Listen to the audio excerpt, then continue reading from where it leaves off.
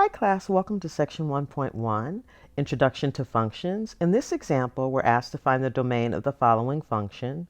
We recognize that our function is a rational function, which means it has a polynomial in the numerator and a polynomial in the denominator. And with rational functions, we always want to find those values which cause the denominator to be 0. So the first thing we're going to do is set the denominator to equal to 0. Since it's in factored form, we can set each factor equal to 0 by the zero factor property. It says, hey, look, if you've got two things multiplied together and they equal 0, then one or the other are 0. So we'll find the case where x plus 1 is equal to 0 or where x plus 6 is equal to 0. Subtracting a 1 from both sides, we get x equal to -1. And in our second factor, x plus 6, when we subtract a 6 from both sides, we find that x is equal to -6.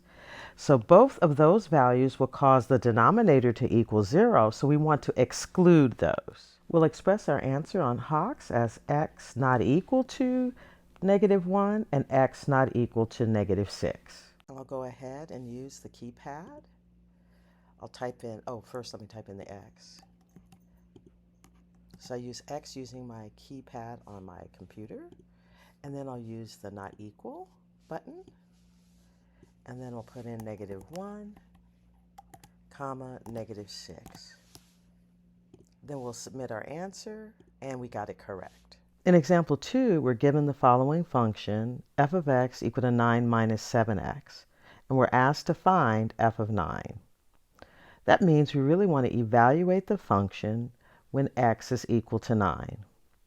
So we'll do that by first writing out f of 9 is equal to 9 minus, and then what I'd like to do is wherever there is an x, I like to use parentheses, so I have 7 parentheses, and since I'm evaluating it when x is 9, I'm going to put 9 in those parentheses. And then we'll have 9 minus 7 times 9. That'll give us 7 times 9 by order of operations is multiplication first. So we're going to get 63.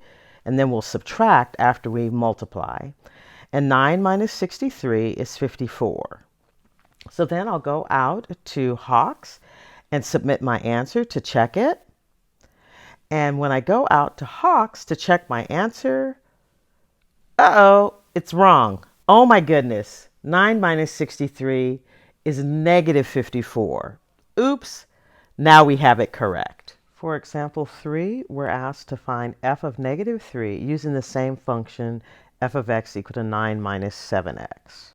So we have f of -3 is equal to 9 minus 7, and again I like to use that parentheses, and I'm going to replace the -3 in the parentheses, and then I have 9 minus 7 times a -3. You can think of that subtracted 7 as a -7 times a -3.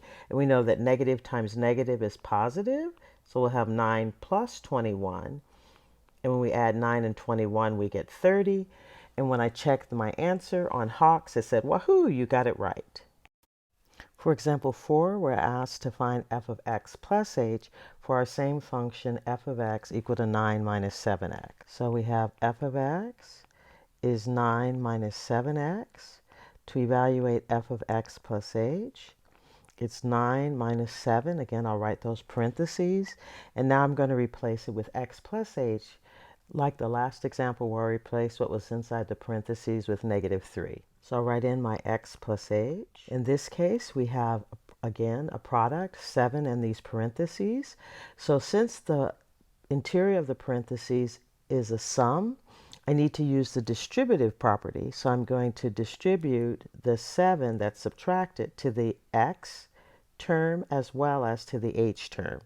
And so I'll have 9 minus 7 times x. And again, since I have a -7 or a subtracted 7, it's going to be -7 times h, which will leave me with a minus 7h. So my answer is 9 minus 7x minus 7h. Submitting my answer on Hox, I see that I got it correct. So I hope this first video on section 1.1 has been helpful.